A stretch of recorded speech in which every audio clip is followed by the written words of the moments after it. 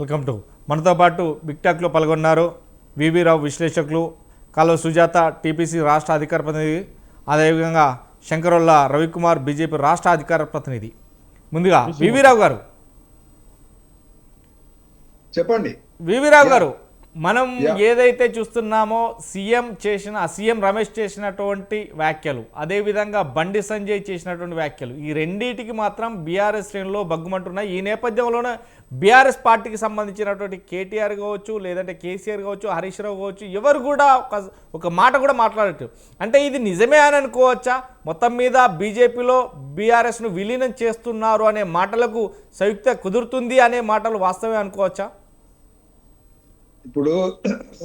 ఇప్పుడున్నటువంటి ప్రస్తుత రాజకీయ పార్టీల యొక్క మనుగడ ఇలాంటి పరిస్థితిలో దిగజారిందంటే మనందరికి అర్థమవుతుంది. ఇప్పుడు గుమ్మడికాయ దొంగ ఎవరంటే భుజాలు దడుముకున్నట్టు ఒక పక్కన పార్టీల మధ్యలో గొడవ ఉండనే ఉన్నది. ఆ తర్వాత లీడర్ల మధ్యలో కూడా, ఒకే పార్టీలో ఉన్న లీడర్ల మధ్యలో గొడవలు ఉన్నాయి.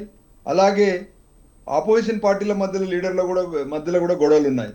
ఇది ఒక రాజకీయ చర్చలకే అయితే బాగుంటుంది, కానీ రాజకీయానికి అతీతంగా దందాల విషయంలో కావచ్చు, లేదా ముడుపుల విషయంలో కావచ్చు, వీళ్ళు రాజకీయాల పేరుతోని నడుపుతున్నటువంటి ఎన్నో వ్యవహారాలు ఉన్నాయి ఇందులో. అంటే రాజకీయ పార్టీని ఈ రోజులలో విలువలతో కూడినటువంటి రాజకీయాలు చేయడం అనేది అది సాధ్యమయ్యే పని కాదనేది మనందరికి తెలిసిన విషయమే. రాజకీయం నడపాలంటే ఎన్ని రంకు బొంకులు అన్ని ఉండాల్సిందే. అట్లయితేనే ఆ పార్టీ నడుస్తుంది అనేది మా అందరికి తెలిసిన విషయం.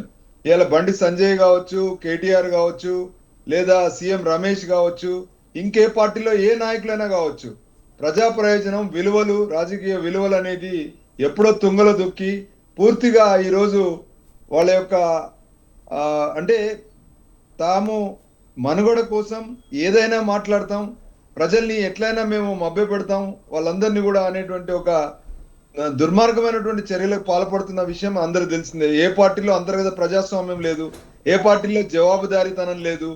మనం వేసే ఓట్లకి వాళ్ళు ఇచ్చే వాగ్దానాలకి మళ్ళీ వాళ్ళు నెరవేర్చుకునే విషయానికి వస్తే ఎక్కడ పొంతన లేదు. పార్టీలు కూడా ఈరోజు ఎవరెవరితోనే విలీనం కావచ్చు. అది ఇప్పుడు అవుతుందా, ఎప్పుడు అవుతుందా, ఎన్నికల ముందు అవుతుందా, ఎన్నికల తర్వాత అవుతుందా చెప్పలేము.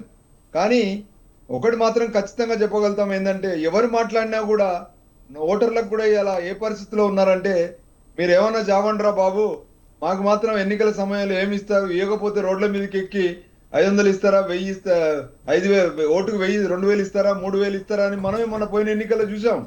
దానికి మూలం ఇలాంటి చర్చలే అని చెప్పుకోవచ్చు మనం. ఇక్కడ ఎవరు శుద్ధపూసలని కాదు, అంతా అందరే అనేది మనం బహిర్గతంగా మనందరూ తెలిసినటువంటి విషయమే. అందులో ఈ రోజు ఇప్పుడు జరుగుతున్నటువంటి తతంగం కూడా 3 నెలల ముచ్చటే. 2 రోజుల తర్వాత ఈ హడావుడి తర్వాత మళ్ళీ షరా మామూలే. రైట్. సుజాత గారు మనం ఏదైతే సీఎం రమేష్ వ్యాఖ్యలను చూసాం, అలాగే నిన్న బండి సంజయ్ వ్యాఖ్యలను చూసాం, కానీ ఒక్క పల్లెత్తు మాట కూడా బీఆర్ఎస్ శ్రేణుల నుంచి వెళ్ళి రావట్లేదు. అంటే మొత్తం మీద ఏదైతే కవిత పైన చేస్తున్నటువంటి ఆరోపణలు కావచ్చు, అప్పుడు చేస్తున్నటువంటి చర్యలకు కావచ్చు, ఇవన్నీ కూడా ఆపాలే, ఖచ్చితంగా మేము బీజేపీలో బీఆర్ఎస్ విలీనం చేస్తామని సీఎం రమేష్ ఇంటికి పలుమార్లు పోయినాడు, నా దగ్గర సీసీ ఫుటేజ్లు ఉన్నాయి, నువ్వు వచ్చింది నిజం కాదా, ఉంటే ఖచ్చితంగా ప్రెస్ మీట్ పెట్టు, నేను వస్తాను అనే మాటలు మాట్లాడుతున్నారు. నిన్న కూడా బండి సంజయ్ కూడా చెప్పారు, సీఎం రమేష్ని తీసుకొని వస్తాను, డే టు టైం నువ్వు చెప్పమని చెప్పేసి.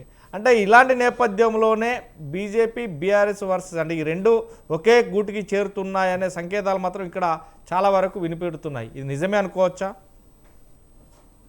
గుడ్ ఈవినింగ్ అండి, స్వతంత్ర టీవీ ప్రేక్షకులకి, నా తోటి పార్టిసిపెంట్స్కి, మీకు కూడాను. ఏమండి, ఈ రోజు అంటే ఈ సీఎం రమేష్ బయటకు వచ్చి తన ఆవేశంలో తనకు మాట కేటీఆర్ తిట్టాడని, దాని తర్వాత పేపర్లో వచ్చిందని, కాంట్రాక్ట్ దక్కించుకున్నామని, ఇవన్నీ రకరకాల మాటలు కేటీఆర్ అన్న తర్వాత ఆయనకు ఆక్రోశం, కోపం, ఆవేదన వచ్చి బయటకు వచ్చి మాట్లాడిండు. వీళ్ళంటే ఇప్పుడు వాళ్ళ మీద వచ్చినటువంటి నిందల్ని తప్పు అని నిరూపించుకోవడం కోసము ఈరోజు మాట్లాడినరు అనుకుందాం. కానీ గత ఎన్నో సంవత్సరాల నుంచి తెలంగాణలో బీఆర్ఎస్ ప్రభుత్వం ఉన్న 10 ఏళ్లలో ఎప్పుడు కూడా బీజేపీ బీఆర్ఎస్ని ఊరికే బూచిగా చూపించింది తప్పించి ఏనాడు కూడా వాళ్ళ మీద ఇప్పటిదాకా అంతెందుకండి, ఇప్పటికీ 11 సంవత్సరాలు అయింది బీజేపీ కేంద్రంలో అధికారంలో ఉండి. ఎవరెవరి మీదో రకరకాల కేసులు పెడుతుంది, రకరకాలుగా ఇబ్బందులు పెడతారు. ఈడీ కేసులు వస్తాయి, అన్ని కేసులు వస్తాయి. కానీ కేవలం కేసీఆర్ మీద కానీ అవతల ఎంఐఎం ఓవైసీ ఫ్యామిలీ మీద కానీ మన తెలంగాణలో ఇద్దరి మీద రావు. ఎందుకు రావు? అది మనం ఎప్పటి నుంచో మాట్లాడుతున్నాం, ఎప్పటి నుంచో దీని మీద చర్చ చేస్తున్నాం. ఎందుకంటే ఆల్రెడీ లోపాయికార ఒప్పందాలు ఉన్నాయి వీళ్ళిద్దరి మధ్యన అని మనం చెప్తే వీళ్ళు మనల్ని వాదించి బీఆర్ఎస్ కాంగ్రెస్ ఒకటి అని మాట్లాడినటువంటి ఎంతకు తెగిచ్చి మాట్లాడారంటే బీఆర్ఎస్ కాంగ్రెస్ ఒకటండి. అసలు బీఆర్ఎస్ కాంగ్రెస్ ఎక్కడన్నా ఒకటి అయింటే ఈరోజు కొట్లాడింది ఎవరి మీద, పోటీ చేసింది ఎవరి మీద? బీజేపీ మీద అయితే తెలంగాణలో పెద్దగా లేకుండా ఎవరు పోటీ చేయడానికి, అది ఒక ప్రతిపక్షము అని, అంత పెద్ద ప్రతిపక్షం, ప్రధాన ప్రతిపక్షం అని ఎవరు కూడా అనుకోలేదు. అలాంటిది మేము ఆ రోజు చెప్పాము, కవిత అరెస్ట్ కూడా జరుగుతుంది, ఎప్పుడు ఎన్నికల ముందు జరుగుతుంది అన్నాం. అంటే ఇవన్నీ స్టంట్స్, ఎలక్షన్ స్టంట్స్, రాజకీయ స్టంట్స్ జరుగుతాయని మేము ముందే గమనించాము, చెప్పాము. వాళ్ళ మధ్యలో గల్లీ గల్లీ మే కుస్తీ ఢిల్లీలో దోస్తీ అని మేము ఎన్నో ఏళ్ల నుంచి చెప్తున్నాం.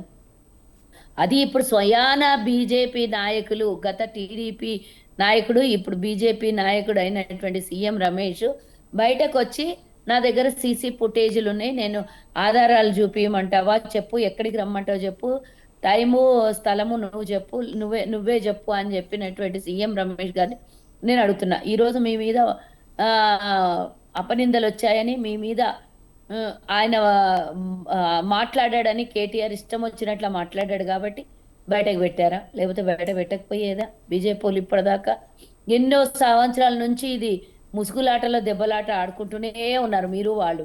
ఇప్పుడు స్వయాన ఒకవేళ ఆ పరిస్థితి వస్తే కలుపుకోవాలనే ప్రయత్నం చేసింది బీజేపీ కాదా? తెలంగాణలో ఓడిపోయే పరిస్థితి ఉంది కాబట్టి వాళ్ళతో మాకేం పని అని వాళ్ళని వీళ్ళు పక్కకు పడేసాము అని పూర్తిగా వాళ్ళే చెప్పకనే చెప్పారు. కానీ అది కొన్ని రోజుల వరకు మాత్రమే. అంటే బీఆర్ఎస్ పూర్తిగా ఇప్పుడు తెలంగాణలో కలిసి ఒక్కళ్ళు అంటే వాళ్ళు సింగిల్ పార్టీగా కొట్లాడే పరిస్థితిలో లేరు. ఎందుకంటే వాళ్ళ ఇంట్లో 4 స్తంభాల ఆట నడుస్తోంది, అందరూ కొట్లాడుకుంటున్నారు. ఇక రకరకాల వాళ్ళ మీద ఉన్నటువంటి కేసులు, ఇవన్నీ రకరకాల మనకు విషయాలు తెలుసు. అంతే ఎందుకండి, కవిత రాసినటువంటి లేఖలో కూడా అందరు జనాలు అనుకుంటున్నారు, కాంగ్రెస్ కూడా అదే ప్రచారం చేస్తుంది, బీజేపీతో మనకు అంతర్గత పొత్తులు ఉన్నాయి అంటున్నారు, దీన్ని మనం రెక్టిఫై చేసుకోవాలి, దీని విషయంలో మనం ఎవరం మాట్లాడట్లేదు అని కవిత చెప్పింది. తర్వాత ఒక మీడియా ఛానల్ ముందు కూడా ఆమె ఇంటర్వ్యూ ఇస్తూ చెప్పింది, పొత్తుకు నేను ఒప్పుకోలేదు, పొత్తు పెట్టుకోవాలనే ప్రయత్నం జరిగింది అనే మాట కూడా చెప్పింది. ఇప్పుడేదో సీఎం రమేష్ అన్నాడు కాబట్టి మనం చర్చలు చేసుకోవడం కాదు, ఎప్పటి నుంచో అంతర్గతంగా ఉన్నది. ఇప్పుడు బహిరంగంగా చెప్పారు కాబట్టి ఓహో నిజంగానే పొత్తులకు పోయారా అనే విషయం మీడియా ఛానళ్ళు డిబేట్లు పెట్టి మమ్మల్ని చంపుతోంది. కానీ ఎప్పుడో అందరికీ తెలిసినటువంటి విషయం, నగ్న సత్యం, వీళ్ళిద్దరు ఒకటే అని. ఇప్పుడు బీజేపీ వాళ్ళు వాదించినా, బీఆర్ఎస్ వాళ్ళు వాదించినా, ఎవరు వాదించినా కూడా ఇది అబద్ధం అబద్ధం అబద్ధం. దీన్ని అది వాస్తవాలు. ఎందుకంటే కేసీఆర్కి ముళ్ళు కూడా గుచ్చుకొనియలేదు బీజేపీ పార్టీ. కేవలం వచ్చినప్పుడల్లా కాళేశ్వరం ఏటీఎం ఏటీఎం ఏటీఎం అని మాట్లాడిన తప్పించి ఏ రోజు కూడా కేసీఆర్ కాళ్ళలో ముళ్ళు గుచ్చుకొనియలేదు. అలాంటిది ఈరోజు మేము కాదు కూడదు, మేము ఆయన పోలేదంటాడేమో, బహుశా రేపు ఎప్పుడో వస్తాడు. ఇప్పటిదాకా బీఆర్ఎస్ వాళ్ళు ఒక్కరు అంతెందుకండి, కవిత మీద మొన్న కవిత ఈయన పేరేంది తీన్మార్ మల్లన్న ఆఫీస్ మీద దాడి చేయించినప్పుడు తర్వాత తీన్మార్ మల్లన్న మాట్లాడినటువంటి మాటలకు కానీ, అక్కడ జరిగినటువంటి విషయాల్లో వాళ్ళ కుటుంబ సభ్యులు కానీ, బీఆర్ఎస్ వాళ్ళు కానీ ఎవ్వరూ మాట్లాడలేదు. ఇప్పుడు కూడా అంటే వాళ్ళకు తెలుసు ఏం మాట్లాడాలి, ఇంకేముంది, అంతా బహిరంగంగా అయింది, అంతా బహిర్గతమైంది, అందరికీ తెలిసిపోయిన విషయమే. మేము ఎవరం వచ్చి బయట మాట్లాడినా ప్రజలు కానీ రాజకీయ పార్టీలు కానీ ఒప్పుకునే పరిస్థితుల్లో లేరని వాళ్ళకి తెలుసు. కాబట్టి ఆ మాట చెప్పలేకపోతున్నారు. కవిత విషయమే చెప్పలేదు. ఈరోజు సీఎం రమేష్ విషయంలో కూడా అంటే అంటాడేమో, ఇంతకుముందు ఒకసారి అన్నాడు చూడండి, మొన్న ఈ మధ్యన లోకేష్ని ఎందుకు గెలిచావు అర్ధరాత్రి పూట, అది కూడా ఎక్కడనో సప్పుడు దాకా కలవాల్సిన అవసరం ఏముంది, బహిరంగంగా నువ్వు ఒక నాయకుని, ఆయన ఒక పార్టీకి మంత్రి. ఈరోజు 2 రాజకీయ పార్టీల్లో నాయకులు కలుసుకోవాలనుకుంటే బహిరంగంగా కలుసుకోవచ్చు కదా, సప్పుడు లేకుండా సడి సప్పుడు లేకుండా అర్ధరాత్రి పోయి లోకేష్తో కలవడం ఎందుకంటే, అవును బరాబర్ కలుస్తాము, ఆయన నేను దోస్తులు, నా తమ్ముడు లాంటోడు, ఏమేమో చెప్పి మాట్లాడాడు. ఇప్పుడు కూడా సీఎం రమేష్ ఏమంటాడంటే, అవునన్నా సిరిసిల్లాలో టికెట్ నాకు నువ్వే ఇప్పించినావు కదన్నా, అందుకనే నేను ఇంటికి గెలవనికి వచ్చిన, నాకు నువ్వు చూపిస్తావు ఆధారాలు, దమ్ముంటే చూపి బయట పెట్టు అని 4 రోజులు కాలయాపన జరుగుతుంది. లోపల ఏదో జరుగుతుంది, అది మళ్ళా సైలెంట్ అయిపోతుంది. యథా రాజా తదా ప్రజ, యథావిధిగా జరిగేటటువంటిది. ఇందాక వివి రావు గారు అన్నట్లు 4 రోజుల లొల్లి. ఆ లొల్లి అయిపోయినాక ఇంకొక లొల్లి. కేవలం డైవర్షన్ పాలిటిక్స్ చేస్తున్నది ఈ 2 పార్టీలు. ఎందుకోసం అంటే ఈరోజు భారతదేశం మొత్తం తెలంగాణ వైపు చూస్తుంది. తెలంగాణలో బీసీ 42% అమలు చేసి ఈరోజు కీలక పాత్ర కేంద్రంలో ఏదైనా కాంగ్రెస్ పార్టీ కానీ ప్రతిపక్ష నాయకులు కానీ పార్లమెంట్లో మాట్లాడాలి అంటే ఈరోజు ఆదర్శంగా తెలంగాణకు తీసుకుంటున్నారు. కాబట్టి డెఫినెట్గా ఆ విషయం కానీ ఆ క్రెడిట్ కానీ కాంగ్రెస్ ప్రభుత్వం కానీ తెలంగాణ ప్రజలు సంబరాలు చేసుకోవడానికి కానీ అవకాశం ఇవ్వకుండా ఓన్లీ ఈ డైవర్షన్ పాలిటిక్స్ కోసం ఇదంతా రంగంలోకి దింపి డ్రామాలు చేసిండ్రు అనేది క్లియర్ కట్ గా అందరికి అర్థమవుతుంది. సన్న బియ్యం ఇచ్చినప్పుడు ఇదే లొల్లి చేసిండ్రు. మన ఏమంటారు అది, మన రేషన్ కార్డులు ఇస్తేనేమో రేషన్ కార్డులు ఇచ్చుడు కూడా ఒక పెద్ద పనేనా, మేము అది పెద్ద క్రెడిట్ అనుకోలేదు రేషన్ కార్డులు ఇవ్వడం అనేది కేటీఆర్ మాట్లాడినటువంటి ఏం మాట్లాడినా కూడా వాళ్ళని వాళ్ళు రాజకీయ పార్టీగా బతికించుకోవడం, ప్రభుత్వం చేస్తున్నటువంటి మంచి పనులు ఎవరి ముందర కనపడనీయకుండా మీడియాని కాన్సన్ట్రేషన్ డైవర్ట్ చేయడం తప్పించి వేరే ఏముండదు. ఒరిగేది లేదు, సచ్చేది లేదు. ప్రధానమంత్రి మోదీ అట్లాంటోడో, అమిత్ షా లాంటోడో, లేకపోతే నడ్డా లాంటోలో బహిరంగ సభలో చెప్పి ఏం చేశారు ఇప్పటిదా? కొత్తగా చేసేది ఏముంటది? ఇప్పుడు ఇన్ని ఆరోపణలు ఎదుర్కొంటున్న వాళ్ళకు మీరు కేంద్రం నుంచి ఒక్కటన్నా వాళ్ళకి నోటీసులు అట్లేమన్నా అన్నామంటే సిబిఐకి అప్పచెప్పండి, మేమంతా బయట వేస్తామంటారు. గతంలో మరి టీఆర్ఎస్ ప్రభుత్వం ఉండే, సిబిఐ మీ చేతిలో ఉండే, ఎందుకు చేయలేదు? ఇప్పుడు వచ్చి మీ చేతిలో సిబిఐ చేతిలో పెడితే మీరు వాళ్ళు ఒకటైపై కేసు కొట్టేయాలి. మాకు ఆ ఉద్దేశము లేదు, ఆలోచన లేదు. మాకు మీతో భయం ఉంది, వాళ్ళతో అంతకన్నా ఎక్కువగా దుర్మార్గులు అనే ఆలోచన ఉంది. కాబట్టి ఎట్టి పరిస్థితుల్లో మీ చేతిలో ఈ అవకాశం ఇచ్చేది లేదు. మీకేమన్నా కేంద్రం నుంచి ఒత్తిడి తీసుకొని వచ్చి దమ్ము ధైర్యం ఉంటే ఒత్తిడి తీసుకొని వచ్చి కేసీఆర్ మీద చేసినటువంటి పనుల మీద మీరు ఆధారాలు తీసుకొని వచ్చి అలానే ఏదన్నా చేయాలనుకుంటే. మనతో పాటు గౌతమ్ ప్రసాద్ గారు, బీఆర్ఎస్ రాష్ట్ర నాయకులు కూడా మనతో ఇప్పుడు జాయిన్ అయ్యారు. గౌతమ్ ప్రసాద్ గారు, మనం చూస్తున్నాం ఏదైతే సీఎం రమేష్ చేసినటువంటి వ్యాఖ్యలు, మొత్తం మీద బీఆర్ఎస్ పార్టీని విలీనం బీజేపీలో చేయడానికి నా ఇంటికి చాలాసార్లు కేటీఆర్ వచ్చారు. ఎందుకంటే ఇటు ఈడీ దాడులు ఆపాలే, ఖచ్చితంగా ఆపితే కనుక మా పార్టీని విలీనం చేస్తామని చెప్పారు. కానీ ఇప్పుడు కావాలని నా మీద మాటలు చెప్తున్నాను, మా ఇంటికి వచ్చిన మాటలు కరెక్ట్ కాదా, నా ఇంటికి వచ్చింది నేను కాదా, కావాలంటే సీసీ ఫుటేజ్లో చెప్పి బయట పెడతాను కావాలంటే అని చెప్తున్నాను. ఇదే మాట మీద స్పందిస్తూ కూడా అదే కేంద్ర మంత్రి బండి సంజయ్ కూడా నిన్న చేసినటువంటి వ్యాఖ్యలు ఖచ్చితంగా బీఆర్ఎస్ను విలీనం చేయడానికే, బీజేపీలో విలీనం చేయడానికి కంకణం కట్టుకున్నారు. అదేవిధంగా కూడా చాలా చేశారని కూడా అతను మాట్లాడు. టైం నువ్వు చెప్పిన మంచి డే టు టైం ఎవరైనా నేను ఆల్రెడీ సీఎం రమేష్ని తీసుకొని ఖచ్చితంగా వస్తానని. అంటే వాస్తవానికి బీఆర్ఎస్ పార్టీని విలీనం చేయడానికే, బీజేపీలో విలీనం చేయడానికే పూనుకున్నారా? ఎందుకని ఇలాంటి ఆరోపణలు వస్తున్నాయి? ఎందుకని కవిత మీద చేసినటువంటి వ్యాఖ్యలకు కావచ్చు, లేకుంటే కవితను కావచ్చు పక్కకు పెట్టారు అనే మాటలు వచ్చాయి. ఇదివరకు కూడా బీఆర్ఎస్ పార్టీలో సభ్యత నమోదు కావచ్చు, లేదంటే కమిటీలు కావచ్చు వేయకపోవడానికి కారణం ఇదేనా అనేది ఇప్పుడు చర్చా వేదిక. సార్ అందరికీ నమస్కారం. సార్ నాకు ఒక చిన్న డౌట్ క్లారిఫై చేస్తారా? సీఎం రమేష్ గారు కేంద్రంలో ఏమన్నా మంత్రి ఉన్నారా? మంత్రి పదవి ఏమన్నా ఉందా? నాకు తెలియదు, అందుకడు ఏదైనా క్లారిఫై చేస్తారా? ఎవరైనా ఆన్లైన్లో ఉన్న వాళ్ళకి సీఎం రమేష్ ఏమన్నా కేంద్ర మంత్రి పదవిలో ఏమైనా ఉన్నాడా? బీజేపీ వాళ్ళు ఉన్నారా? నేను చెప్పాలి దానికి ఆన్సర్ ఒక మాటలో. ఈయన సీఎం రమేష్ ఆయన మాట్లాడినప్పుడు ఒక విషయం కూడా బహిర్గతం చేశాడు. సిరిసిల్లలో నీ టికెట్ నేను ఇప్పించిన అని గుర్తు చేసిండు. అప్పుడేమన్నా ఆయన అక్క అవి కాదక్క, నేను అన్నది, నేను అడిగింది ఒకటి, మీరు చెప్తున్నది ఒకటి. సీఎం రమేష్ సెంట్రల్ లో ఏమన్నా మంత్రి పదవి ఏమన్నా ఉందా అని అడిగిన, అంతే, వేరేది ఏం అడగనట్టున్నాడు కదా. ఎంపీ ఉన్నట్టు ఎంపీ ఉన్నాడు. నేను ఏమంటున్నాను అంటే సార్, సీఎం రమేష్ ఏంటి సార్, ఆయన ఒక ఎంపీ. ఆయన ఏమన్నా బీజేపీ ప్రధాన తెలుసుకోకుండా డిబేట్కి వస్తున్నారు? కాదు సార్, నాకు తెలుసు సార్. ఆన్లైన్లో ఉన్న వాళ్ళు కొద్దిగా ఎక్స్టెన్షన్ అయి మాట్లాడుతున్నారు కాబట్టి దానికోసం నేను అడిగిన, అంతే తప్పితే నాకు తెలియక అని కాదు. తెలియకుండా ఇక్కడికి రాలేదు. దయచేసి మీ పేరేంటో నాకు తెలియదు, కానీ తెలుసు నాకు. ఆయన ఒక మంత్రి కాదు, ఆయనకు ఒక హోదా లేదు, ఆ పార్టీలో ఉన్న హోదా కూడా ఏం లేదు. ఆయన టీడీపీలో ఉండి అక్రమాలు చేసి అక్రమ దందాలు చేస్తే ఈడీకి భయపడి చంద్రబాబు నాయుడు గారి సలహా మేరకు పారిపోయి బీజేపీలో ఆత్మరక్షణ కోసం తలదాచుకున్న ఒక వ్యక్తి. ఆ వ్యక్తి దగ్గరికి పోయి మా కేటీఆర్ గారు అయ్యా మేము బీఆర్ఎస్లో మీ పార్టీలో కలుపుతాము, ఆయన ఒక పార్టీలో ఒక పదవి ఉందా, ఆయనకు ఒక కీలకమైన వ్యక్తి, అంతకంటే పెద్దవాళ్ళు తెలుసు కదా మాకు. మాకు అమిత్ షా గారు తెలియదా, మాకు మోడీ గారు తెలియదా, లేకపోతే నడ్డా గారు తెలియదా, లేకపోతే ఇంకో రాజ్నాథ్ సింగ్ తెలియదా, మాకు కరుడు కట్టిన ఆర్ఎస్ఎస్ బ్యాక్గ్రౌండ్ ఉన్న వాళ్ళే తెలుసు కదా. ఈ కోన్కిస్క గొట్టమేంది మాకు, ఆయన దగ్గరికి పోవాల్సిన అవసరం మాకేంటి? ఏ లెక్క ప్రకారం పోతాం, ఏ బేస్తోని పోతాం? అక్కడ కలిసినప్పుడు ఎంపీలుగా ఉన్నప్పుడు ప్రయాణాలలో కలిసినప్పుడు మా ఇంటికి రండి పోదామని చెప్పేసి అనుకుంటే పోతే పోయిండు. చాలామంది వాళ్ళ ఇంట్లోకి వెళ్తుంటారు, మాట్లాడుతుంటారు, కలుస్తూ ఉంటారు. దాన్ని బేస్ చేసుకొని పార్టీని కలపడానికి వచ్చాడు. పార్టీని కలపడానికి నీ దగ్గరికి ఎందుకు వస్తారో చెప్పండి. సీఎం రమేష్ గారికి దగ్గరికి ఎందుకు వస్తారు, ఏ కారణం చేత వస్తారు? ఈరోజు ఏ పాపము తెలియని వాళ్ళు అన్నట్టుగా, అసలు వాళ్ళకి నోట్లో వేలు పెడితే కూడా కొరకరన్నట్టుగా సీఎం రమేష్ 100 కోట్ల రూపాయలు చేసిన దందా అంతా మర్చిపోయి ఈరోజు బీజేపీ దగ్గరికి పోతారు, బీఆర్ఎస్ వాళ్ళు లేకపోతే ఇంకోటి దగ్గర కలుస్తారు. ఆ దానికోసం సీఎం రమేష్ దగ్గరికి పోయిందని చెప్పేసి మాట్లాడితే ఇంతకంటే హాస్యాస్పదమైన ఏమైనా ఉంటుందా?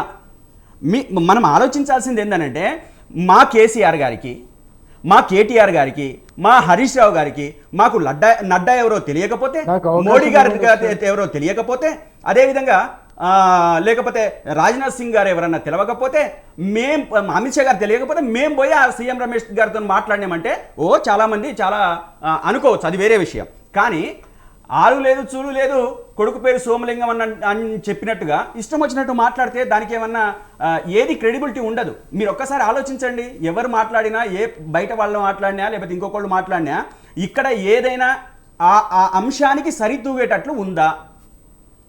అసలు ఇక్కడ వివాదం ఎక్కడ? మేమేమన్నాం, మా కేటీఆర్ గారు ఏమన్నారు? 1600 కోట్ల రూపాయల కాంట్రాక్టు సీఎం రమేష్ గారికి ఇచ్చారు. ఎందుకు ఇచ్చారు అని అంటే ఆయన కాని ఆస్తి 10,000 కోట్ల రూపాయలు ఈరోజు లోన్ తెచ్చుకున్నారు, కంచగచ్చ బౌలి విషయంలో తెచ్చుకున్నారు. దానికి మధ్యవర్తిత్వంగా సీఎం రమేష్ గారు ఉన్నారు అని చెప్పేసి అన్నారు. అంతకు మించి ఏమన్నారు? దానికోసం అని చెప్పేసి 1600 కోట్ల రూపాయల కాంట్రాక్ట్ ఇచ్చిండ్రు అని చెప్పేసి అన్నారు. దానికి అగ్గి మీద గుగ్గిలమైపోయి చిటపటలాడుతూ తాలింపు లెక్క సట ఎగరడం ఎందుకు అంటున్నా? నేనేమంటున్నానంటే ఎగరడం ఎందుకు? తాలింపులు కావద్దు. మనము విషయాలు తెలుసుకొని మాట్లాడాలా. మనం తాలింపులు అయితే ఎట్లుంటుందనంటే మనకు విషయ పరిజ్ఞానం లేనోళ్ళుగా, వ్యక్తిత్వం లేనోళ్ళుగా, కనీసం రాజకీయాల పట్ల అవగాహన లేని వాళ్ళుగా అవుతాం. ఎందుకంటే ఇదే కాలువ సుజాతక్క మా ఎమ్మెల్యే సీట్ రాకపోతే గొలగల ఏడిస్తే ఈరోజు ఒక కార్పొరేషన్కి ఒక పదవి ఇచ్చిండ్రు, అది క్రియేట్ చేసి. ఆ దానికోసం మేమన్నా మాట్లాడినామా? మీకు ఎవరి దగ్గరికో పోయినరు, ఎవరి దగ్గరికో మాట్లాడినని మేము అన్నామా? మేము మాట్లాడినా వాళ్ళు ఎప్పుడో కలిసిపోయినరు, వాళ్ళు ఎప్పుడో కలిసిన మాట మాకు తెలుసు. మేము ముందే మీరు బీజేపీ ఇద్దరూ కలిసి ఆడుతున్న నాటకాలు మాకు తెలియదా? మాకు తెలియదా? కాళేశ్వరం రిపోర్ట్ ఎప్పుడు వస్తుందండి? కాళేశ్వరం కూలింది కరెక్ట్ ఎలక్షన్స్ ముందు వస్తుంది. అదేవిధంగా మా రజతోత్సవ సభ ముందు ఎన్డీఎస్ఏ రిపోర్ట్ వస్తుంది. ఎందుకు వస్తుందండి? కరెక్ట్ గా అదే టైంలో ఎందుకు వస్తుంది? కాంగ్రెస్ చెప్పడం ఏంది, బీజేపీ చెప్పడం ఏంది, మేము బీజేపీ దగ్గరికి పోయి కాళ్ళ వేళ పడడం ఏంది? ఏమన్నా అర్థం ఉందా? ఈ రోజు సిసిల కేటీఆర్ గారు, సీఎం రమేష్, కేటీఆర్ స్థాయి ఏంది? ఆయన ఒక పార్టీ వర్కింగ్ ప్రెసిడెంట్, ఆ వర్కింగ్ ప్రెసిడెంట్ గా ఉన్న స్థాయికి ఆయన ఎమ్మెల్యే సీటు సీఎం రమేష్ ఇప్పిస్తాడా? ఏమన్నా ఉందా? కొంచెం ఆలోచించండి. అంటే నేనేమంటున్నానంటే మనం ఆలోచించి మాట్లాడాలి. ఆలోచించకుండా మీరు మాట్లాడేది వెనక ముందు, మంచి చెడ్డ, నిజమా కాదా, అవునా కాదా అనే విషయాలు మీరు బేరీజ్ వేసుకోకుండా నోరు పారేసుకుంటే 10 మందిలో మనకు చూస్తున్న వాళ్ళు కోట్లాది మంది ముందు మీరు పలచమైతే మేము పలచన కాము. వినండి ఒకసారి, మేము పలచన కాము, మీరు పలచన అవుతారు. అరే ఇంతమంది, ఆయన ఒక పార్టీకి వర్కింగ్ ప్రెసిడెంట్, ఆ వర్కింగ్ ప్రెసిడెంట్ గా ఉన్న మనిషి సిరిసిల్ల టికెట్ సీఎం రమేష్ రావు గారు ఎందుకు ఇప్పిస్తారు? సరే, ఏమన్నా మా కేటీఆర్ గారిది ఏమన్నా ట్రాక్ రికార్డ్ బాగాలేదా సిరిసిల్లలో? ఇది 5వ ఎన్నిక. సరే, అంతకు ముందు 3 సార్లు 4 సార్లు ఓడిపోయిండు, ఒకసారి మాత్రమే గెలిచాడు, 4వసారికి ఇంకోళ్ళ దగ్గర ట్రాక్ రికార్డ్ కదా. ఇప్పుడు మేము గెలిచింది, మేము నిలబెట్టుకుంటున్నది, ఈ విషయాలు మాట్లాడకుండా ఇష్టం వచ్చినట్టు మాట్లాడుకుంటూ ప్రసాద్ గారు ఏమి క్రెడిబిలిటీ ఉండదు. ప్రసాద్ గారు చెప్పండి, ఏదైతే సీఎం రమేష్ మాట్లాడిన మాటలకు, బండి సంజయ్ మాట్లాడిన మాటలకు కౌంటర్ గా కేటీఆర్ ఎందుకు మాట్లాడట్లేదు అనేది క్వశ్చన్. సార్ నేను చెప్పేదినండి, బండి సంజయ్ గారు మాట్లాడిన దానికి, సీఎం రమేష్ గారు మాట్లాడిన దానికి కంప్లీట్గా కౌంటర్ ఆన్సర్ ఇచ్చేశారు. ఇదే బండి సంజయ్ ఏం మాట్లాడతాడో మీకేమైనా అర్థమవుతుందా? నాకైతే ఆయన ఇటువంటి విషయాలకు తప్పితే, అంటే గిల్లి గజ్జాలు పెట్టడం తప్పితే, ఈ రాష్ట్రానికి ఒరగబెట్టింది ఏంది ఆయన కేంద్ర మంత్రిగా ఉండి? ఈ రాష్ట్రానికి తెచ్చిన నిధులు ఎంత ఆయన? అదేవిధంగా విభజన హామీలేవి? వీటి విషయం ఎప్పుడన్నా మాట్లాడతారా? పాన్ పరాగులు వేసుకొని మాట్లాడాలు, కళ్ళబొల్లి మాటలు మాట్లాడాలు, అంటే ఏది కళ్ళన్ని పచ్చ బయర్లు గమ్మినట్టుగా మాట్లాడద్దు. ఈ రాష్ట్రం ఏర్పడ్డ తర్వాత బీజేపీ పోషించిన పాత్ర ఏంది? విభజన హామీలు ఉన్నాయి. విభజన హామీలు ఏ ఒక్కటన్నా చేసినరా? మన బయ్యారం ఉక్కు పరిశ్రమ ఏమైంది? ఉక్కు పరిశ్రమ ఏమైంది? ఇది విభజన హామీలలో చట్టపరంగా కేంద్రం రూపొందించిన చట్టాలలో ఉన్నది. ఇది ఏమైంది? ఇదేమన్నా మాట్లాడే దాంట్లో ఉందా? చర్చలలో ఉందా? అనేక విషయాలు ఉన్నాయి. అట్లా అనేక విషయాలు. ఇవి మాట్లాడరా? ఇవి మాట్లాడరు. ఏదో పనికిరాని ముచ్చట తీసుకొని. ఇప్పుడు నేను ఏమంటున్నానంటే, ఒకవేళ కేటీఆర్ గారు లేకపోతే సీఎం రమేష్ గారు కలిసే పోయినరు భోజనానికి పోయినరు, కూర్చున్నారు అనుకుందాం కాసేపు చర్చకు. బండి సంజయ్కి నొప్పేంది? నేను అడుగుతాను, నేను సూటిగా. ఇదే బండి సంజయ్కి, ఇదే బీజేపీకి, ఇదే కాంగ్రెస్కి ఏం నొప్పి వచ్చింది? ఇప్పుడు ఇదే సీఎం రమేష్ ఏ పార్టీ ఎంపీ? BJP MP. మరి బీజేపీ ఎంపీ 24 గంటల్లో 18 గంటలు చంద్రబాబు నాయుడు దగ్గర ఎందుకుంటున్నాడు? ఇక్కడికి వచ్చిన తర్వాత హైదరాబాద్లోకి వచ్చిన తర్వాత రేవంత్ రెడ్డి దగ్గర ఎందుకుంటున్నాడు? ఆయన ఇలాకా ఏంది? ఆయన ఉండేదేంది? ఆయన స్థానం ఏంది? ఆయన లెక్క ఏంది? ఈ పద్ధతులకు మేము కూడా చెప్పాలనా? ఇటువంటి విషయాలు చాలా ఉంటాయి. ఇప్పుడు పర్సనల్ గా కొన్ని సంబంధాలు ఉండొచ్చు, మాట్లాడుకోవచ్చు. అంటే ఇప్పుడు ఈ ఆర్థిక మనం కాంగ్రెస్ పార్టీ ప్రభుత్వంలో ఉంది ఈరోజు. ఇదే కాంగ్రెస్ పార్టీ ప్రభుత్వం పోయి కేంద్ర పెద్ద నాయకులతో కలవట్లేదా? కలవడానికి లేదా? ఈ విషయం మాట్లాడుకుంటే కొంచెం రవికుమార్ గారు సీఎం రమేష్ మాట్లాడిన దానికి, బండి సంజయ్ మాట్లాడడానికి ఏకవచనంలో అతను ఏదైనా ఫ్రెండ్షిప్లో పోతే మీ ఇంటికి రండి, మా ఇంటికి రండి అని చెప్పి రకంగా చెప్పారే తప్ప ఇప్పటి వరకు ఏదైనా ఆధారాలు ఉన్నాయా, కలుపుతామనే మాటలు ఉన్నాయా, మీరు నాకు టికెట్ ఇప్పించిరనే మాటలు ఉన్నాయా అనే వాదన మాత్రమే బీఆర్ఎస్ తరఫున వస్తుంది. ఏమంటానంటే, ఇప్పుడు అంతకుముందు మాట్లాడిన అతను బీఆర్ఎస్ అతను అనుకుంటా, ఆయన పేరు నాకు తెలియదు కానీ ఆయన ఏమంటున్నాడంటే, గౌతమ్ ప్రసాద్ గారు, ఆయన ఎవరైనా నాకు సంబంధం లేదు కానీ ఆయన ఏమంటున్నాడంటే, బీజేపీ ఎంపీ ఆయనకేమన్నా పదవి ఉందా అనేది కొంచెము ఆయన ఎట్లా మాట్లాడుతున్నాడు అంటే కొంచెం క్రిటిసైజ్ చేసినట్టుగా మాట్లాడుతున్నాడు. కొంచెం ఈ భాషని సరి చేసుకుంటే బాగుంటుందని చెప్పేసి నా యొక్క విజ్ఞప్తి. ఒకటి. రెండో విషయం, రెండోది ఏంటంటే ఎటకారంగా మీరు ఓపెనింగ్ లోనే ఎటకారంగా మాట్లాడుతూ ఏదో తెలియదు. ఆయనకు పార్టీలో ఏదైనా పదవి ఉందా అని అడిగినా, అంటే పార్టీ పరంగా కలవడానికి ఆయనకు పార్టీలో ఏదైనా పదవి ఉందా అని అడిగినా. ఎంపీ అనేది మాకు తెలుసు, పార్టీలో ఆయన ఏం పదవి ఎవరు అడుగుతున్నారు మీరు? రవి గారు మీరు అన్నారు కదా, మీరు అంటే ఏదో కొట్లాడడానికి వచ్చినట్టు సార్ ఉన్న విషయం చెప్తున్నా. కొట్లాడడానికి నేను కొంచెం ఆగండి. మీరు మాట్లాడేటప్పుడు నేను అడ్డం రాలేదు. మీరు 15 నిమిషాలు మాట్లాడి నేను ఒక్క మాట కూడా మేము మధ్యలో రాలేదు. కొంచెం అవసరం లేదు. విషయాలు మాకు కూడా బాగా తెలుసు, మేము చెప్తాం వినండి. అయితే సీఎం రమేష్ ఆయన బీజేపీ ఎంపీ, ఆయన కలిసింది ఎవరిని? కేటీఆర్ గారు సీఎం రమేష్ గారిని కలిసినట్టుగా సీఎం రమేష్ గారు చెప్తున్నారు. ఆయన చెప్పిన తర్వాత ఏం మాట్లాడినారో విషయాన్ని కూడా ఆయన కొంచెం చెప్పినారు, బయటికి చెప్పినారు. కావాలంటే నేను సీసీ కెమెరా ఫుటేజ్ కూడా బయట పెడతానని చెప్పేసి ఆయన అంటున్నారు. ఇప్పుడు ఈ విషయాల్ని క్లారిటీ ఇవ్వాల్సింది కేటీఆర్ గారు. మరి కేటీఆర్ గారు పోయిరా, కలిస్తే ఇదే విషయం మాట్లాడలేదా, విలీనం చేస్తామని చెప్పేసి అన్నారా, అనలేదా? అంతకుముందు సిరిసిల్ల టికెట్ కోసం మరి అదే సీఎం రమేష్ గారు అంటే అప్పట్లో కేటీఆర్ గారు క్లియర్ గా మాట్లాడండి. వీళ్ళు ఫాలో కాకపోతే ఏం చేస్తారు? మీరు ఆగాల మధ్యలో. అంత పెద్ద బహిరంగ సభలోనే మాకు బీజేపీ సంబంధం లేదు, మాకు వాళ్ళ అట్లా చర్చ కూడా నాకు వస్తుంది. మధ్యలో రాలేదు మీరు 15 రవి గారు కంటిన్యూ.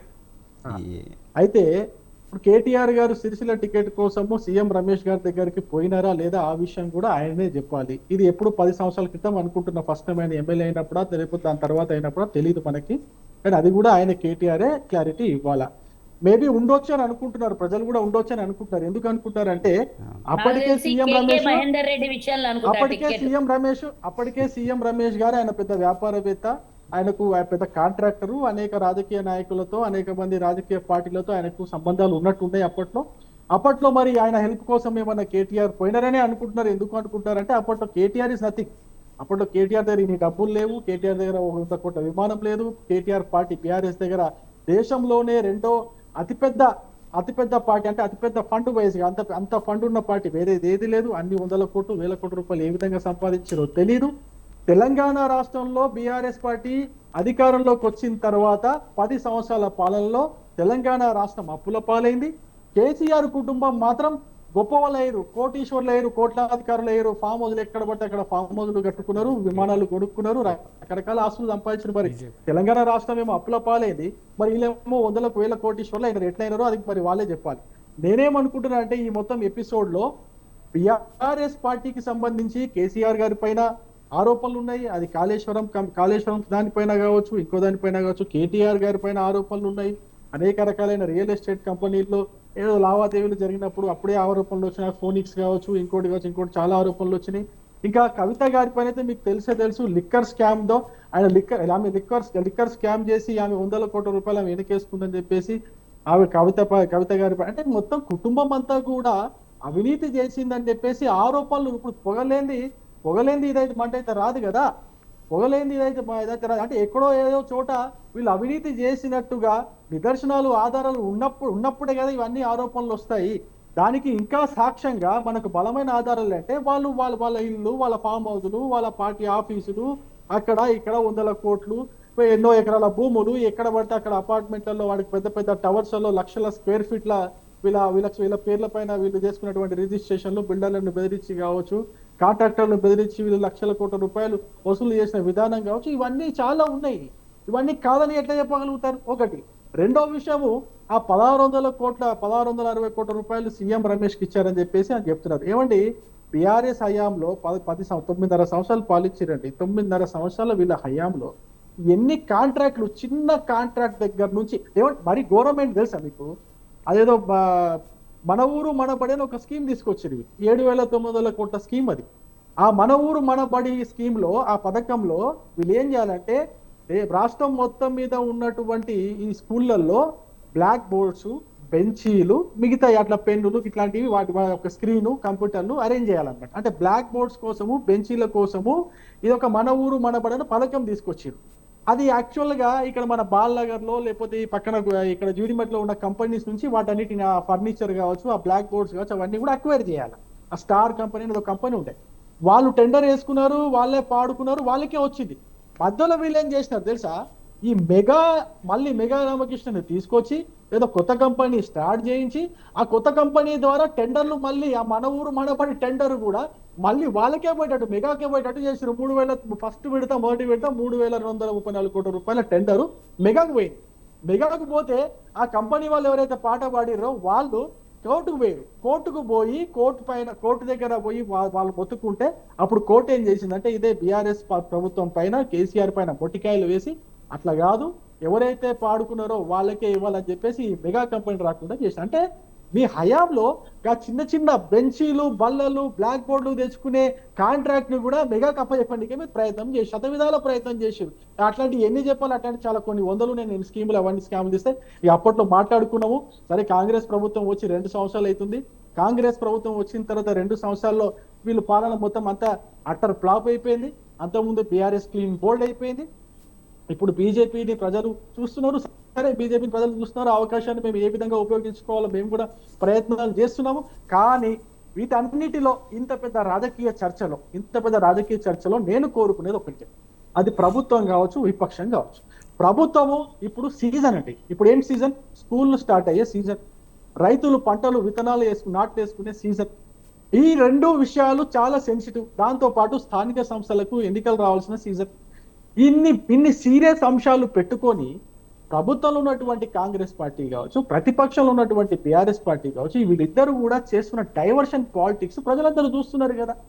ఇప్పుడు రైతులకు యూరియా దొరకట్లేదని చెప్పేసి, యూరియా బ్లాక్ మార్కెట్ లో పోతుంది, యూరియా అసలు అవైలబుల్ ఉండట్లేదని చెప్పేసి రైతులు మొత్తుకుంటుంటే, అక్కడ ప్రభుత్వాన్ని బూతు మాటలు తిడుతూ ఉంటే, ఈ ప్రభుత్వం ఏమో అక్కడ ఉప ముఖ్యమంత్రి గారు నిన్న ఖమ్మంలో సమీక్ష చేసి రైతులకు యూరియా సరిపడినంత రాష్ట్రంలో అవైలబుల్ ఉన్నది, యూరియా కొరత ఎక్కడ కూడా లేదు, యూరియా అందించాల్సిన బాధ్యత మా దగ్గరనే అని చెప్పేసి ఆయన నిన్న ఖమ్మం సమీక్షా సమావేశంలో ఆయన ఉప ముఖ్యమంత్రి భట్టి విక్రమార్క గారు, అదేవిధంగా ఆయన పొంగులేటి గారు, దాని తర్వాత ఆయన రైతు శాఖ మంత్రి ఆయన కూడా ఉన్నారు, ముగ్గురు ఉన్నారు.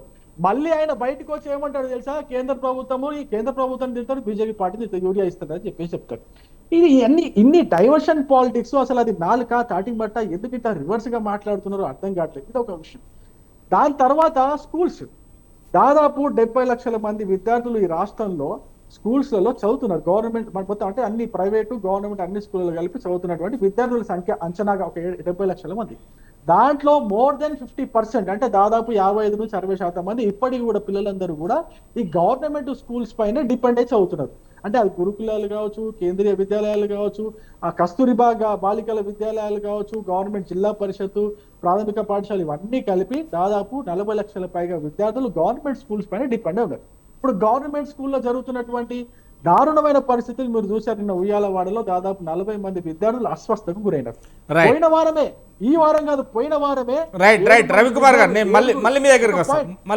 ఏమంటున్నానండి, రాజకీయాలు మాట్లాడుకోవడానికి మనకు ఇప్పుడు సమయం కాదు అనేది నేను రాజకీయ పార్టీల ప్రతినిధులకు నేను విజ్ఞప్తి చేస్తున్నా. ఇప్పుడు సమస్యల పైన మాట్లాడదాం, విద్యార్థుల సమస్యల పైన మాట్లాడదాం, రైతుల సమస్యల పైన మాట్లాడదాం. స్థానిక సంస్థల ఎలక్షన్లు పోస్ట్ పోన్ అవుతా ఉంటే కేంద్రం నుంచి రావాల్సిన గ్రాంట్స్ కావచ్చు, నిధులు కావచ్చు,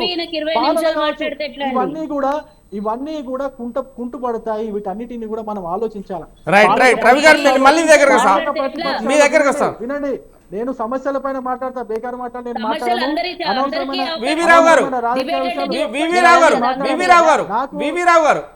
ఒక్క నిమిషం, నేను రవి గారు మళ్ళీ మీ దగ్గరకు వస్తాను. రవి గారు నేను మళ్ళీ మీ దగ్గరకు వస్తాను. వివి రావు గారు, మనం మొత్తం మీద చూస్తున్నాం, ఏదైతే మొత్తం మీద డైవర్ట్ పాలిటిక్స్ సంబంధించి డైవర్ట్ మాత్రమే చేస్తున్నారు ఈ రెండు గవర్నమెంట్, అంటే ఈ గవర్నమెంట్ కావచ్చు, కేంద్ర గవర్నమెంట్ కావచ్చు, రాష్ట్ర గవర్నమెంట్ కావచ్చు. ఈ నేపథ్యంలోనే బీఆర్ఎస్కు ఒక విలీనం దిశగా తీసుకొస్తున్నారు. పాలిటిక్స్ మొత్తం అంటే డైవర్ట్ పాలిటిక్స్ చేస్తున్నారు. ఇదే నేపథ్యంలోనే ఇటు కేటీఆర్ కావచ్చు, అటు హరీష్ రావు కావచ్చు, ఇటు కేసీఆర్ కావచ్చు, ఇటు కవిత కావచ్చు, ఈ పార్టీలో ఏదైతే బీఆర్ఎస్ పార్టీలో, ఇక ఇటు పోతే బండి సంజయ్, తర్వాత సీఎం రమేష్, ఈ ఇద్దరు, అంటే ఈ ఇద్దరికి సంబంధించిన వ్యవహారంలో బీఆర్ఎస్ కాకుండా కాంగ్రెస్, ఈ మూడు పార్టీలకు సంబంధించి కొట్లాడే తప్ప తెలంగాణ ప్రజల మీద పట్టు సాధించే వ్యక్తులు ఎవరైనా ఉన్నారా అంటే ఎవరు లేరని. ఎందుకంటే ఎంతసేపు రాజకీయమే, వీరు ఇన్ని కోట్లు తిన్నారు, వీరు ఇన్ని కోట్లు తిన్నారని.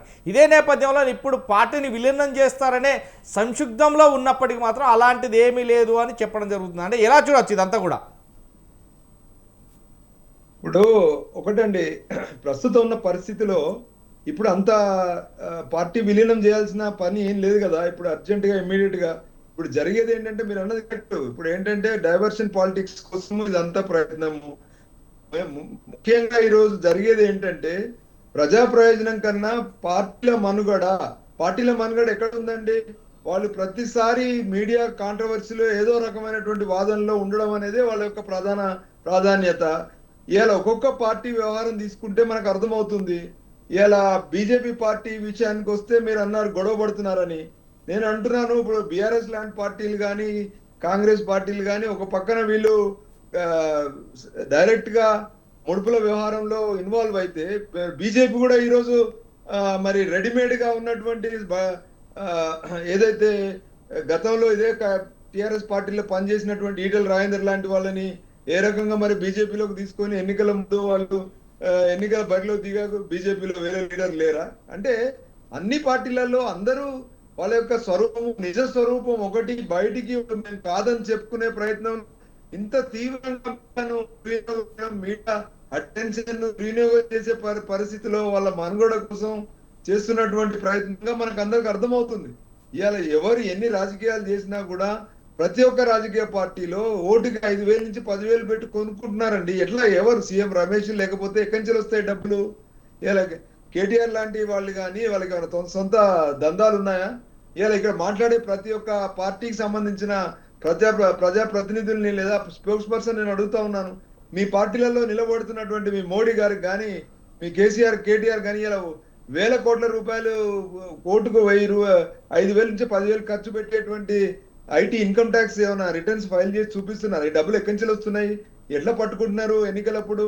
సో అందరూ అంతే. ఇప్పుడు ఏదైతే ఇప్పుడు గుమ్మడికాయ దొంగ ఎవడంటే భుజాలు తడుకున్నట్టు నేను కాదు అని చెప్పే ప్రయత్నం చేస్తున్నారు తప్పితే అందులో ఈ ప్రయత్నంలో భాగంగా మరీ ముఖ్యంగా ఈరోజు కాంగ్రెస్ పార్టీ కూడా మేము చూస్తే కంచె గచ్చిబౌలి విషయంలో అసలు బీజేపీకి సంబంధించిన సీఎం రమేష్ గారు ఎందుకు ఇయ్యారు వీళ్ళకి ఆ వారంటీ ఏదో ఒకటి ఆ డబ్బుల వ్యవహారం అంటే అన్ని పార్టీలలో ఏ రాజకీయ నాయకునికి కూడా చిత్తశుద్ధి లేదు, ఒక కమిట్మెంట్ లేదు, ఒక సిద్ధాంతం లేదు. పూర్తిగా డబ్బు కోసం, అధికారం నిలబెట్టుకోవడం కోసం ఏ పార్టీ నుండి ఏ పార్టీకైనా దునికేటువంటి ఒక పరిస్థితి, అవకాశవాదం. ఇలా అవకాశవాదంలో స్థానికంగా ఉన్నటువంటి పార్టీలకు వర్సెస్ కేంద్రంలో ఉన్న పార్టీలు, కేంద్రంలో ఉన్న పార్టీల వర్సెస్ మళ్ళా ఇంకో కేంద్రంలో ఉన్న అపోజిషన్ పార్టీ. ఇదంతా కూడా ఒక 3 ముక్కల చెస్ గేమ్ లాగా ఉంది. అది ప్రజలందరూ కూడా ఒక కన్ఫ్యూజన్ లో పెట్టడం, తీరా ఎన్నికల సమయం వరకు ఇట్లా పబ్బం గడుపుకోవడం, ఎన్నికల సమయంలో అనివార్యంగా వీళ్ళను ఒకరి మీద ఒకరు దూషణల ద్వారా గెలవడం.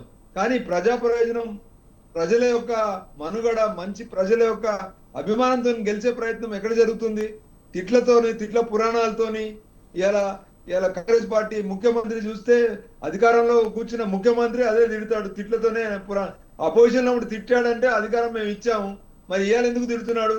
మరి అదే పరిస్థితి ఇవాళ మిగతా పార్టీల విషయంలో కూడా లోపల జరిగేటువంటి వ్యవహారాలు వేరు, బయటికి వచ్చేసరికి ఏదన్నా కొద్దిగా అలాంటిది మీడియా దృష్టికి రాగానే మాకేం సంబంధం లేదని వాళ్ళు తిట్టుకునేది వాస్తవమా అవాస్తవమా, లేకపోతే అది కూడా ఒక డ్రామానా ఎవరికి అర్థం కాదు.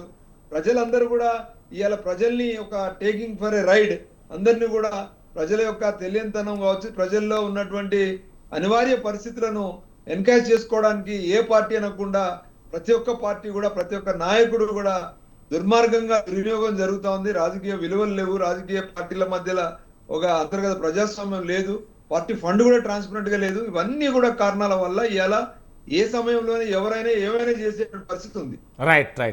గౌతమ్ ప్రసాద్ గారు సూటిగా, ఎందుకంటే ఇప్పటికీ తెలంగాణ రాష్ట్రం ఒక్క నిమిషం 100% మీ దగ్గరకు వస్తాను, ఎందుకంటే కన్ఫ్యూజ్ 100% ఒక్క క్వశ్చన్ తోటే మీ దగ్గరకు వస్తుంది, మీరు మాట్లాడాల్సిన మాటే. ఎస్ గౌతమ్ ప్రసాద్ గారు, ఈరోజు తెలంగాణ రాష్ట్రంలో చాలా వరకు ఇటు బీజేపీకి కావచ్చు, కాంగ్రెస్ కావచ్చు, ఇటు మీ నాయకులకు కూడా కావచ్చు, కొన్ని తెలియని విషయాలు. ఎప్పుడైతే సిరిసిల్లాలో ఆరితేరిన వ్యక్తి సిరిసిల్లలో గెలుస్తాడు 100% అని కేకే మహేందర్ రెడ్డి ఒకప్పటి మాట. కానీ కేకే మహేందర్ రెడ్డిని ఓడగొట్టాలి అని అంటే కేటీఆర్ ఏదైతే సీఎం రమేష్ని పట్టుకొని అక్కడ ఓట్లకు మొత్తం మీద 10,000 రూపాయలు కావచ్చు, 5,000 రూపాయలు కావచ్చు, ఒక ఓటును కొనుక్కున్నాడు. అదే తారస్థాయిలోనే సీఎం రమేష్ దగ్గర నుంచి వెళ్ళి ముడుపులు తీసుకున్నాడు. అదే వీరిద్దరి మధ్య ఉన్న బంధం ఇప్పుడు వారిద్దరికి పల్లెది కొట్టి మాట్లాడుతున్నారు అనేది క్లారిటీగా ఇటు బీజేపీ కావచ్చు చాలా వరకు కూడా తెలుసు. దీనికి బీఆర్ఎస్ తరఫున మీరేం చెప్తారు? అంటే నేనేమంటున్నానంటే, అంటే ఒకటి ఇందులో కేకే మహేందర్ రెడ్డిని ఓడగొట్టాలంటే డబ్బులు అవసరం, అప్పుడు బీఆర్ఎస్ దగ్గర డబ్బులు లేవు, ఇదే వాదన చాలా వరకు జరుగుతుంది.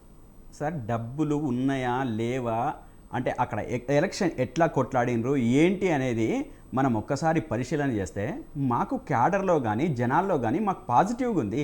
డబ్బులు పంచాల్సిన అవసరము, అదేవిధంగా ఆయన దగ్గర తీసుకొని ఆయన దగ్గర ఉన్న కోట్ల రూపాయలు మేము తీసుకొని పంచాల్సిన అవసరం మాకేముంది? మాకేమవసరం? మాకు అవసరం లేదు. మాకు తెలంగాణలో బేస్ ఉంది, తెలంగాణ ప్రజల్లో బేస్ ఉంది. ఆ దాని ప్రకారమే సిరిసిల్లలో కూడా మా కేటీఆర్ గారు క్రమంగా గెలుచుకుంటూ వస్తున్నారు. ఒకవేళ ప్రైసలే ప్రాతిపదిక అయితే క్రమంగా ఎందుకు గెలుచుకుంటూ వస్తారండి? ఒకసారి గెలుస్తారు, 2 సార్లు గెలుస్తారు, 3వసారికి ముంచేస్తారు ప్రజలు. క్రమం తప్పకుండా ఎందుకు గెలుచుకుంటూ వస్తున్నారు?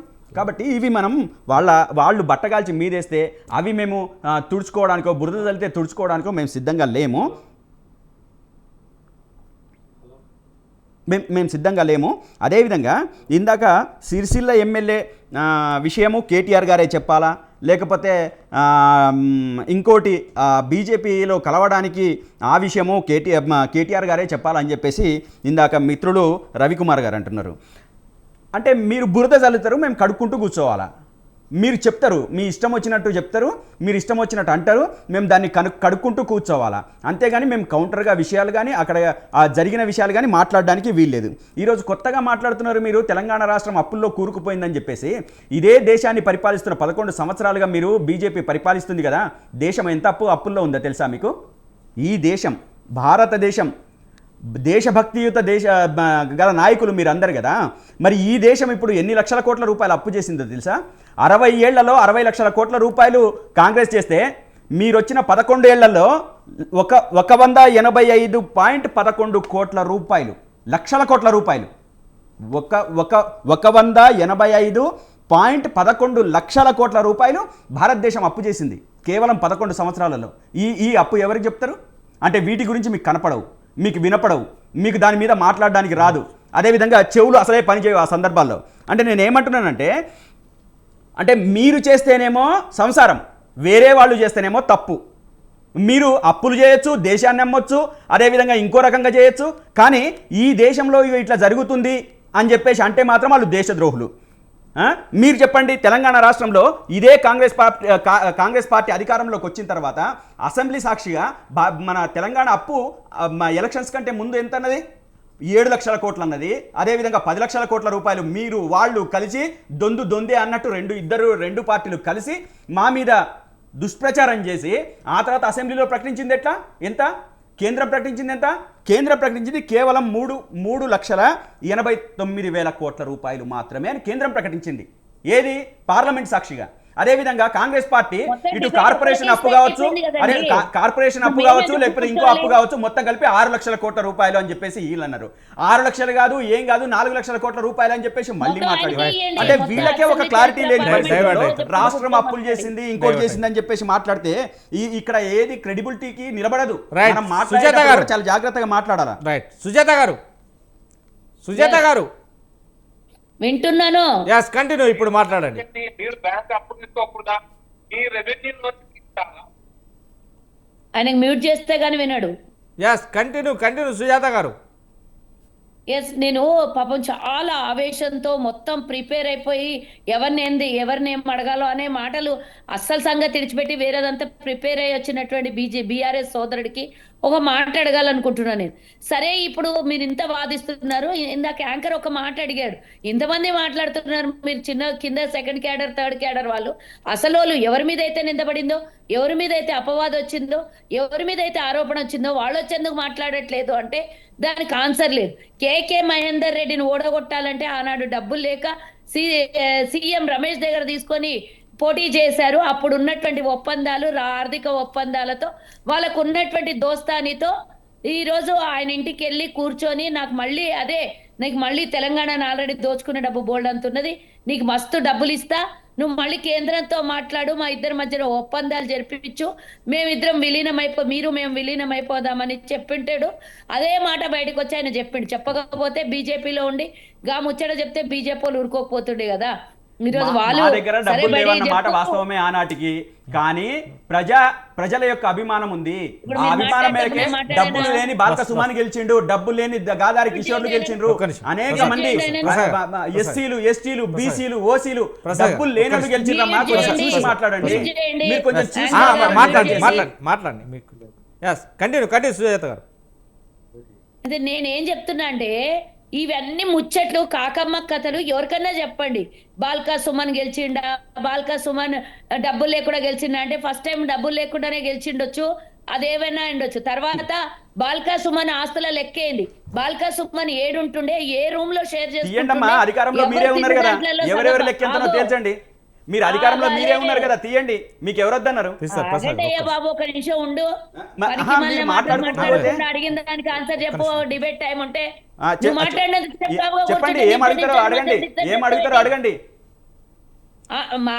మాట్లాడి నా టైం కూడా నువ్వే అడగండి. 6 నెలలు నోరు కట్టుకుంటే ఈ రైతు బంధు ఇచ్చేస్తానేనని చెప్పేసి కోట్ల రూపాయలు అక్రమాలు చేయడం కోసం అంతా బాగానే ఉంది. మేము వచ్చినాం, ఖాళీ ఖజానా డిబేట్ లో కూర్చొని కంటిన్యూ అమ్మా. మీరు మాట్లాడండి అమ్మా, మీరు మాట్లాడండి. నేను ఆయన ఆపుతాను, మీరు మాట్లాడండి. నేను ఈ విషయము ఒకటే చెప్తున్నా. నేను ఇందాక గంట సేపు చెప్పింది, 10 నిమిషాలు చెప్పింది, అదే ముచ్చట, మళ్ళీ అదే ముచ్చట. వీళ్ళ నాయకులు బయటకు వచ్చి మాట్లాడాలి, బీజేపీ పెద్ద నాయకులు మాట్లాడాలి, బీఆర్ఎస్ పెద్ద నాయకులు మాట్లాడాలి, కేంద్రంలో నుంచి కూడా ఆవాజ్ ఇయ్యాలి. మేము అసలు విలీనం కోసం మా దగ్గర రాలేదు, అని వాళ్ళు ఆవాజ్ ఇవ్వాలి, వాళ్ళు కలుపుకుంటున్నా మేము కలుపుకోలేదు.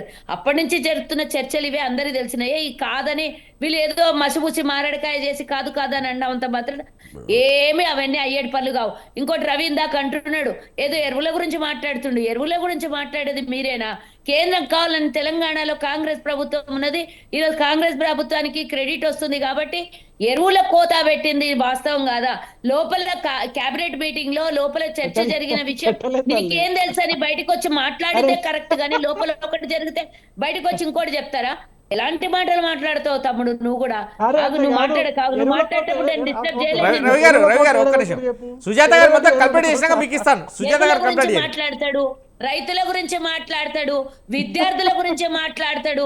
కేంద్రంలో ఇంతవరకు ఇప్పుడు ఇందాక బీఆర్ఎస్ సోదరుడు అడిగినట్టు 1,30,40,000 కోట్ల రూపాయలు 140 కోట్ల రూపాయలు ఇప్పటిదాకా అప్పు చేసింది కాక దేశానికి ఏం తీసుకొని వచ్చిండ్రు అనేది వీళ్ళని అడగాలి. కాంగ్రెస్ పార్టీ మీద ఇప్పుడు చర్చ అనేది మొత్తం ఇది కాదంట, అది చర్చ చేయాలంట. ఈ రోజు ఏం చేస్తలేదు కాంగ్రెస్ ప్రభుత్వం తెలంగాణలో. అప్పుల్లో కూరుకొని పోయినటువంటి తెలంగాణ రాష్ట్రాన్ని ఈరోజు రూపాయి పోగేసి ఇచ్చిన వాగ్దానాలను ఒక్కొక్కటి నిలబెట్టుకోవడానికి అష్ట కష్టాలు పడి కేంద్రంలో నుంచి రూపాయి రాకున్నా కూడా ఇక అష్ట కష్టాలు పడి ఈ రోజు ప్రభుత్వాన్ని నడిపిస్తూ ఇచ్చిన పథకాన్ని అమలు ఆగు తమ్ముడు ఆగు నువ్వు మాట్లాడేది మస్తు మాట్లాడలే.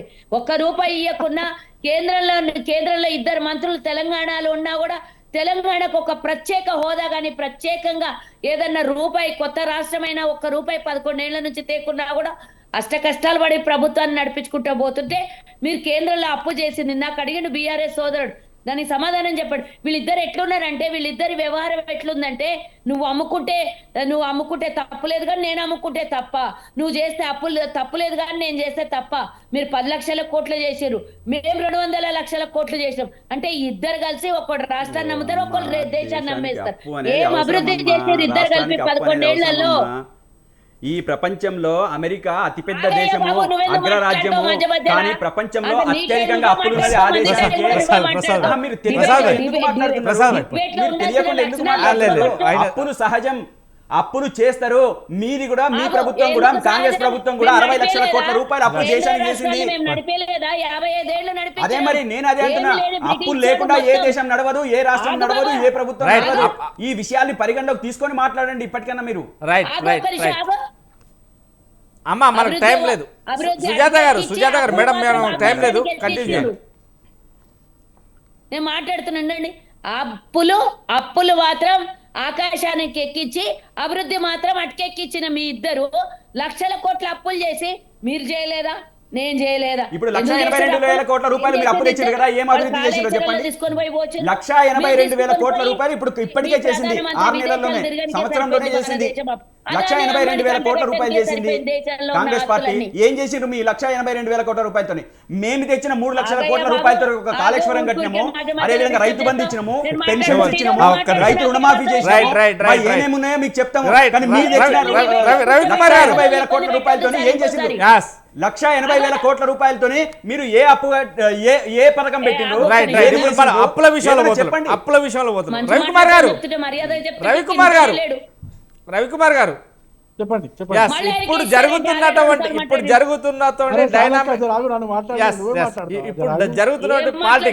ఇప్పుడు జరుగుతున్నటువంటి పాలిటిక్స్ సంబంధించిన విషయాలు ఇప్పటిదాకా చేసిన అభివృద్ధి ఏంది?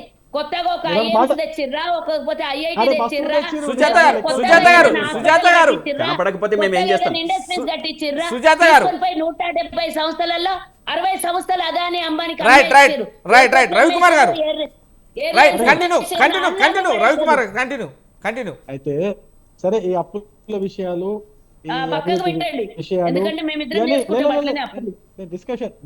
అప్పుల విషయాలు ఇవన్నీ కూడా ఇప్పుడు మన అప్పుల విషయాలు పాలిటిక్స్ మాట్లాడదాం. అప్పుల విషయాల గురించి కాదండి, జస్ట్ దీనికి సంబంధించిన విషయాలు మాత్రమే మాట్లాడండి. నేను అదే అంటున్నాను.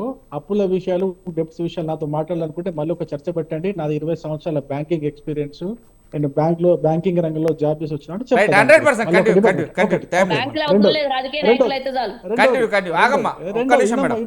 రెండో ఇప్పుడు మాట్లాడుతుంది ఏంటంటే ప్యూర్ పాలిటిక్స్. ఇది అకాడమిక్ చర్చ కాదు, ప్యూర్ పాలిటిక్స్ చర్చ మాట్లాడుతాను. నేనేమంటున్నా, ఈ పాలిటిక్స్ చర్చలో కాంగ్రెస్ పార్టీలో బీఆర్ఎస్ పార్టీని విలీనం చేస్తామని చెప్పేసి ఆఫర్ ఇచ్చింది మొట్టమొదట కేసీఆర్ గారు.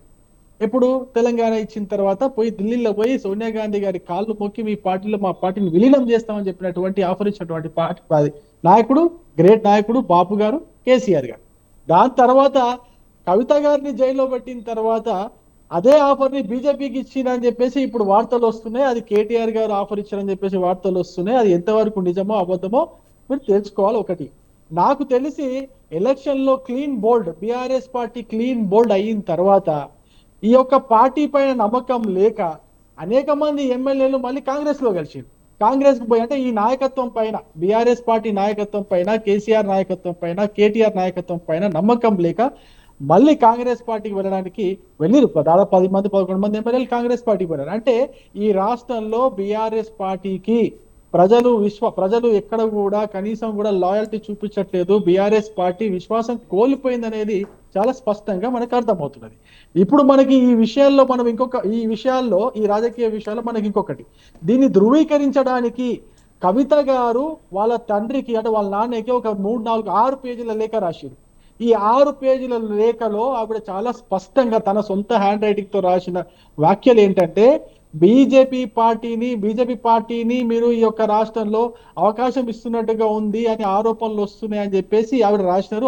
అంతేకాకుండా బీఆర్ఎస్ పార్టీని బీజేపీలో కలిపే ప్రయత్నాలు కూడా చేస్తున్నట్టుగా ఉన్నారు. నేను కావాలంటే 6 నెలలు జైల్లో ఉంటా, ఇంకా 6 నెలలు కాదు సంవత్సరం జైల్లో ఉంటా, కానీ బీజేపీలోకి విలీనం చేయడం మాత్రం నేను ఒప్పుకోనని చెప్పేసి కవిత గారు జైల్లో ఉన్నప్పుడు చెప్పిన అంశము, దాని తర్వాత బయటకు వచ్చిన తర్వాత నిన్నగాక మొన్న ఒక లెటర్ రాసి వాళ్ళ తండ్రి గారికి చెప్పినట్టు అంశం కూడా వీటన్నిటిని మీరు డాట్స్ కనెక్ట్ చేస్తే ఈ డాట్స్ ఇప్పుడు 2014లో కేసీఆర్ గారు ఇచ్చిన ఆఫర్ కావచ్చు, కేటీఆర్ గారు ఇచ్చిన ఆఫర్ కావచ్చు, దాని తర్వాత కవిత గారు దాన్ని ధృవీకరిస్తూ చేసినటువంటి వ్యాఖ్యలు కావచ్చు, రాసినటువంటి లేఖలు కావచ్చు, వీటన్నిటిని ఈ డాట్స్ అన్ని కనెక్ట్ చేస్తే ఏమవుతుందంటే ఎస్ నిజంగానే బీఆర్ఎస్ పార్టీ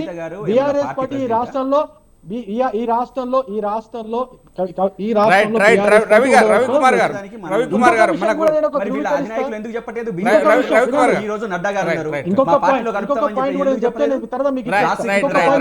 రవికుమార్ గారు అదేవిధంగా ప్రసాద్ గారు మొత్తం మీద పర్లేదు ఎందుకంటే మనకు అంత టైం లేదు. ఇప్పుడు మొత్తం మీద ఈరోజు బిగ్ టాక్లో పాల్గొన్నటువంటి వివిరావు గారికి, అలాగే కాలువ సుజాత గారికి, అదేవిధంగా గౌతమ్ ప్రసాద్ గారికి, రావుల శంకరోళ్ళ రవికుమార్ గారికి థ్యాంక్ యూ వెరీ మచ్ అండి. Thank you. మరో బిగ్ టాక్తో మళ్ళీ కలుసుకుందాం. Thank you.